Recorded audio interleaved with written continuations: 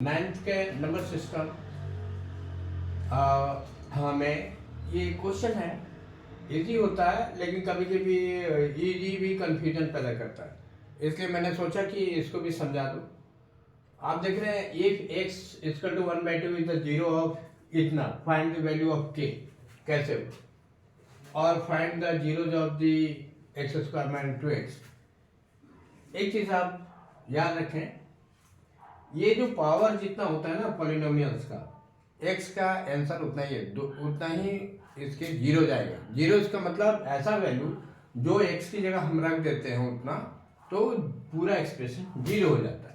अब पहला देखते हैं, ये is zero, one of the zero है इसका, तो मतलब इतना रख के बराबर में जीरो रखेंगे। सॉल्यूशन पहले क्वेश्चन का, पहला क्वेश्चन क्या है हमारे पास, 2x square plus kx minus 12 putting x equal to 1/2, यही है ना 1/2,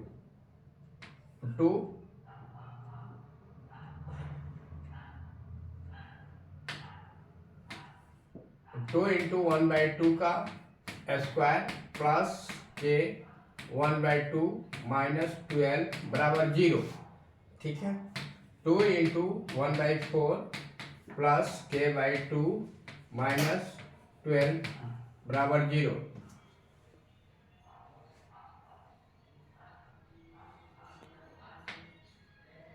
अब ये कट गया 2, क्या है 1/2 प्लस k/2 माइनस 12 बराबर जीरो।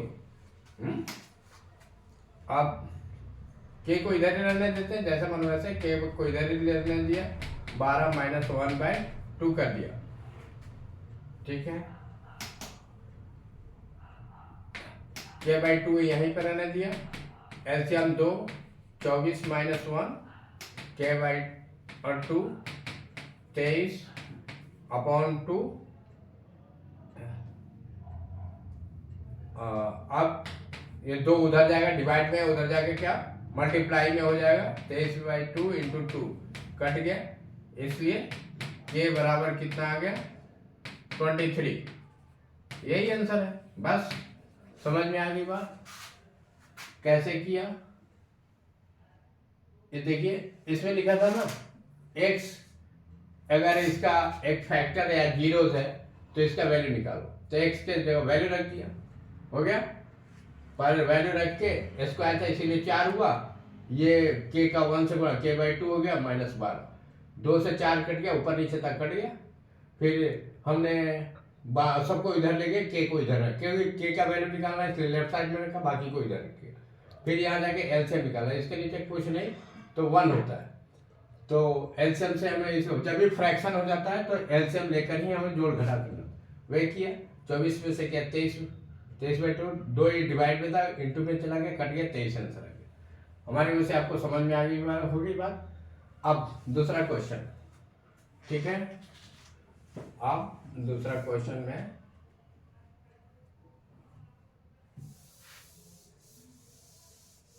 दूसरा समझाता हूं।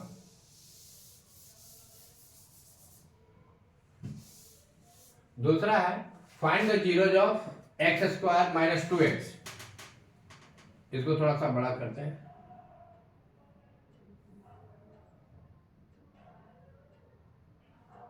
ठीक है। इसके जीरो से एक्स स्क्वायर है तो 2 आएगा। सॉल्यूशन, दूसरे का सॉल्यूशन है x square minus 2x equal to 0 कर दिया। इसका जीरो निकालना, तो इसमें से x कॉमन लिया तो x माइनस 2 इक्वल टू 0। जो दोनों में था उसको कॉमन लेते हैं, यहाँ 2 बार x है, यहाँ पे एक कॉमन ले लिया, 2 था तो 1 हो गया, माइनस 2। अब आप जानते हैं एक चीज और ये बताने वाले, फिर भी 4 इंटू वाई इक्वल टू 0 है। इसका मतलब क्या, y का मान 0 था तभी तो 4 से मल्टीप्लाई होकर 0 हो गया, मतलब y 0 था। आई ना बात समझ में। तो ये दो चीजें हैं, दो एक्सप्रेशन है, 2 डिजिट है, दोनों को मल्टीप्लाई कर रहे हैं तो 0 हो जाता है, यानी कि x 0 होगा, या तो ये सेक्शन 0 होगा, दोनों सेक्शन में से एक सेक्शन 0 होगा।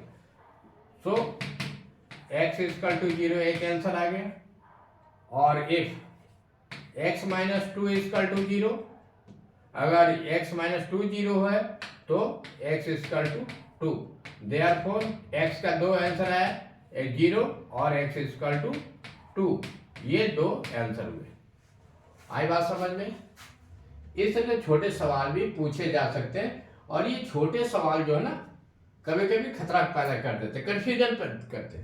आप सोचते ये तो आता है, देखते हैं आगे कठिन सवाल देख के जाएंगे, कठिन के चक्कर में गूगली दे देता है। इसलिए इसको भी बना देना, छोटे सवाल क्वेश्चन को छोड़ना नहीं, आसान से आसान भी क्वेश्चन है उसको एक बार बना लें। ठीक है, ये समझ में आ गई होगी हमारी उम्र से। ये दो छोटे से नंबर सिस्टम जो पहला चैप्टर है मैथ 9 का, उसी क्वेश्चन है, आसानी से आप इसको सीख सकते हैं।